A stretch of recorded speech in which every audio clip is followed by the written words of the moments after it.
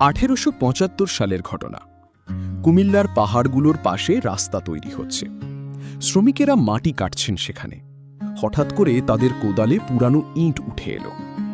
এর আগেও মাটি খোঁড়ার সময়ে পুরানো কিছু জিনিস পাওয়া গিয়েছিল। এসব থেকে ধারণা করা হয় এখানে একসময় সভ্যতা গড়ে উঠেছিল। পুরানো সভ্যতার নিদর্শনগুলো সাধারণত মাটির নিচে চাপা পড়ে থাকে।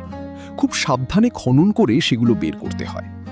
মাটি খুঁড়ে এমনই এক সভ্যতা পাওয়া গেছে কুমিল্লার ময়নামতিতে। কুমিল্লার লালমাই পাহাড় এলাকায় ময়নামতি অবস্থিত। এখানে 1955 সালে পুরানো সভ্যতার নিদর্শন অনুসন্ধানের কাজ শুরু হয়।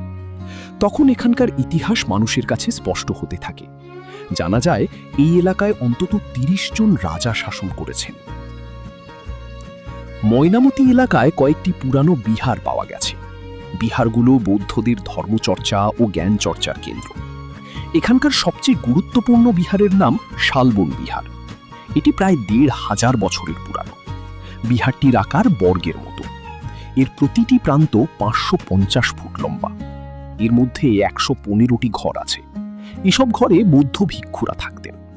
বিহারের ভিতর থেকে পুরানো অনেক নিদর্শন পাওয়া যায়।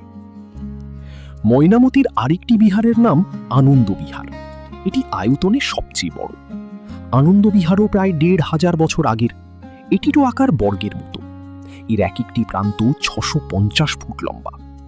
ওই এলাকার মানুষের কাছে এটি আনন্দ রাজার বাড়ি নামে পরিচিত। বিহারের বাইরের দেওয়ালে পোড়ামাটির নকশা দেখা যায়। পোড়ামাটির নকশার এরকম কাজকে টেরাকোটা বলে। কুমিল্লার ময়নামতি ও এর আশেপাশে রয়েছে অনেক পুরাকীর্তি। এখান থেকে পাওয়া গেছে গৌতম বুদ্ধের মূর্তি, মুদ্রা, অলংকার, সিলমোহর।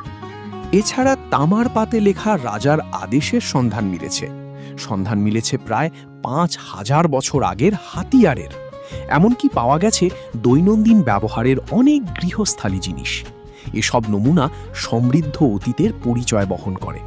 ময়নামতি জাদুঘরে তার কিছু নিদর্শন রাখা হয়েছে। এগুলো থেকে প্রাচীন ইতিহাস ও ঐতিহ্যের অনেক ঘটনা জানা যায়। এখানকার অনেক জায়গায় এখনো অনুসন্ধান করা হয়নি। অনুসন্ধান করলে হয়তো পুরানো সভ্যতার আরও অনেক নিদর্শন পাওয়া সম্ভব।